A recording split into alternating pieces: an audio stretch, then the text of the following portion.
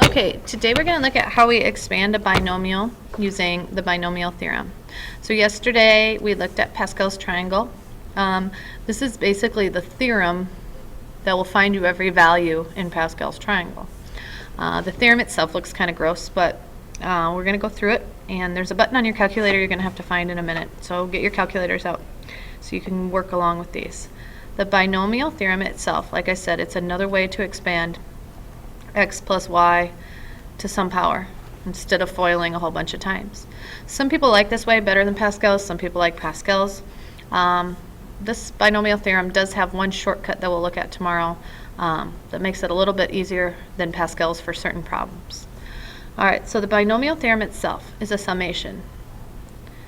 And you can write it different ways. I like writing it as the summation since we've been using sigma. It's a summation from r equals 0. So r stands for row. So remember how we started with row 0 when the power was 0? All the way to n of n factorial, that's right, it's an exclamation point, over r factorial times n minus r factorial x to the n minus r, it's an r, and then times y to the r. This side right here is really easy. If this is 7 and this is the fourth, r equals 4, you'd put 7 and 4 and your x and y in there. This part right here, this is something new for you. So first of all, quick little probability lesson. Factorial, n factorial. It's a button on your calculator. I can help you find that in class. But it stands for n times n minus 1 times n minus 2 times n minus 3, and you keep going. So, for example, 4 factorial is 4 times 3 times 2 times 1. 4 times 3 times 2 times 1 is 24. That's a 4. 5 factorial is 5 times 4 times 3 times 2 times 1, 120. Okay? Now, like I said, you want to find this factorial button on your calculator. It'll look just like this. Sometimes it's under probability for some of your calculators, but it's one of those buttons you need to find, okay? Just so you know, 1 factorial is 1. Whoops, not factorial. It's 1.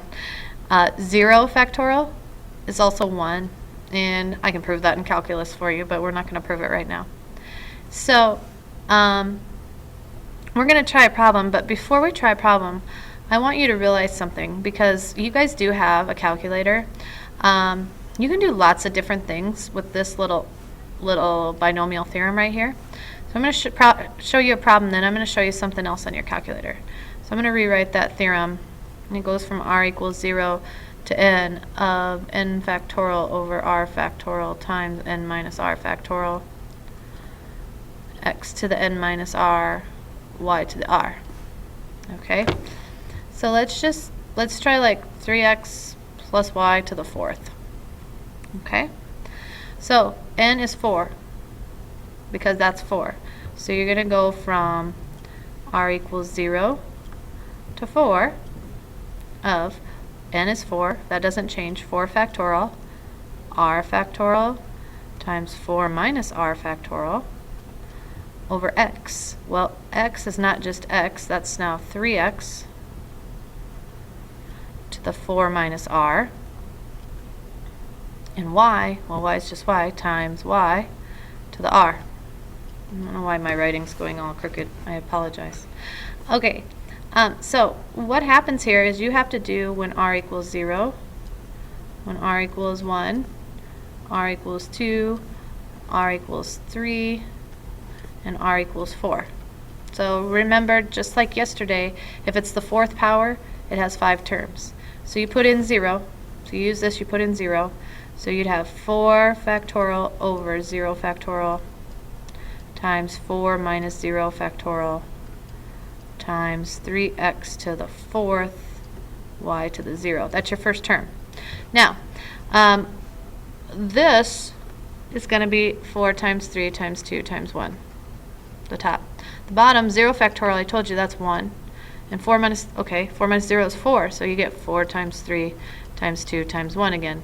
These all cancel, so you just get 1. So you have 1 times 3x to the 4th, so 3 to the 4th is 81x to the 4th, and then there's no y. So your first term is 81x to the 4th. Okay, let's try the second term when r is 1. So I'm going to have 4 factorial over 1 factorial, which is 1, times 4 minus 1 factorial, times 3x to the 4 minus 1, times y to the first. Okay, so now I have 4 factorial, which was 4 times 3 times 2 times 1. And here 1 is 1. 4 minus 1 is 3 factorial. So 3 factorial is going to be 3 times 2 times 1, right? Because right here, if you're not have your sound on, you're going to need to know this. 4 minus 1 is 3. So that's the same as 3 factorial, 3, 2, 1. So all these cancel, and I'm just left with 4. And then I have 3x to the 4 minus 1, so that's the third. So that'd be 27x cubed times y. So 4 times 27, I don't know that right offhand, 8, carry the 2, 108.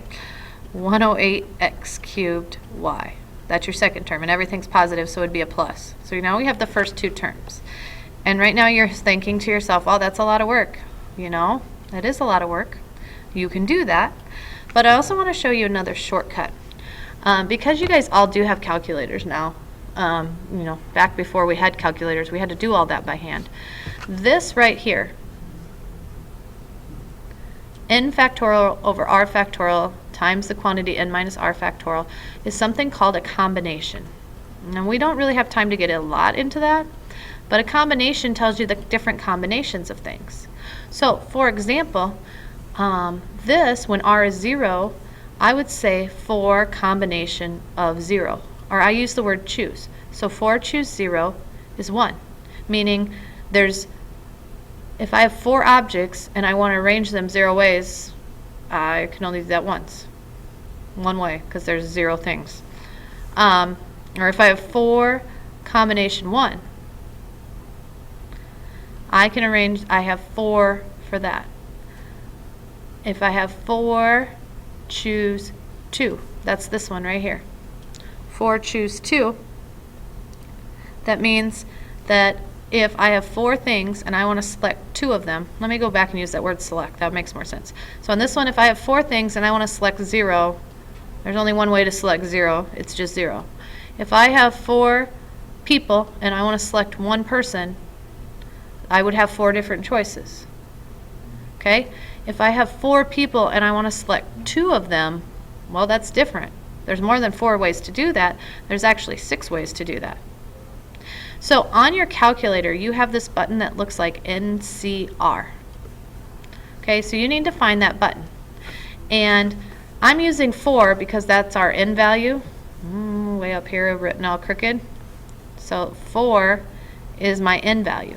So instead of doing this whole thing every single time, I'm going to say 4 choose, I use C for choose, 4 choose 2 times x, whoops, not x, 3x to the 4 minus r, which is 2, and then y is just y to the second. So in your calculator, if you put 4 choose 2, you get 6. This would be 3x squared, so that's 9x squared times y squared, which is going to give me 54x squared y squared. Okay? Now, once again, now r is 3. We're almost done. So this time in my calculator, instead of doing all that jazz there, I'm going to do 4 choose 3.